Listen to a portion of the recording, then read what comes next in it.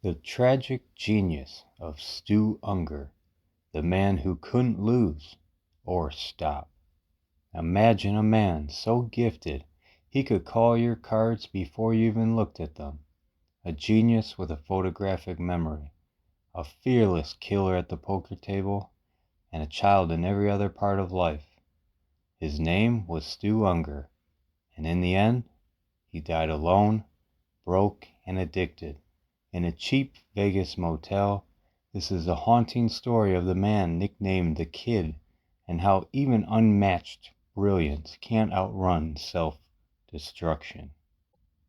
Stu Ungar was born 1953 in New York City's Lower East Side. His father ran a bar and an underground gambling joint. By age 10, Stu was hustling grown men in gin rummy. He didn't just win, he humiliated people. He'd remember every card played, every move you made.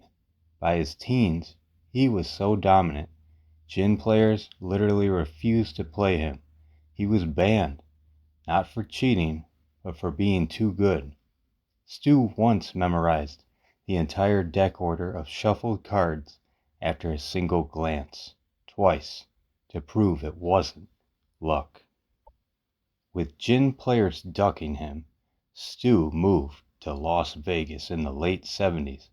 He barely knew poker, but it didn't matter. In 1980, he entered the World Series of Poker main event with zero experience at that level and won the whole thing. At 26, he became the youngest World Series of Poker champion in history. The pros were shocked.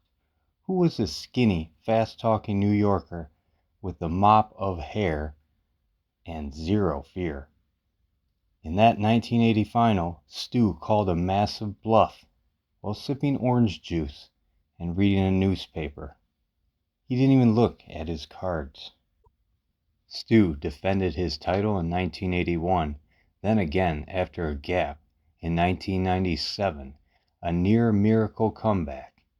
But in between those years was chaos. Despite earning tens of millions, he blew it all on cocaine, sports betting, and horse racing.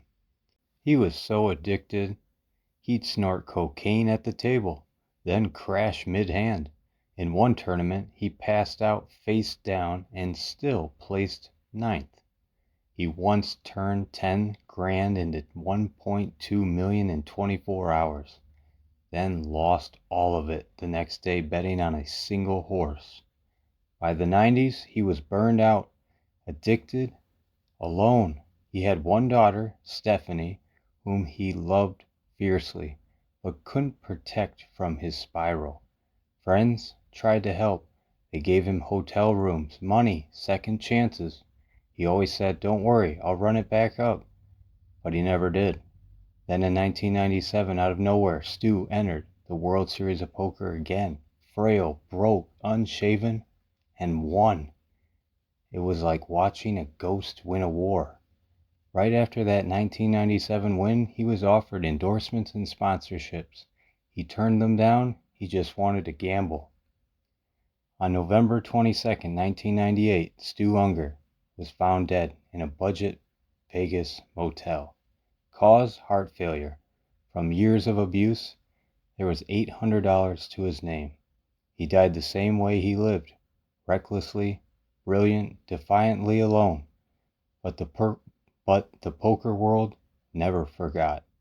Because in a game built on chance, Stu Ungar was a certainty. He didn't just play poker, he broke it.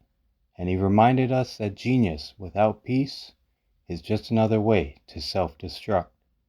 The Kid won 3 World Series of Poker titles, millions in cash, and the respect of every legend.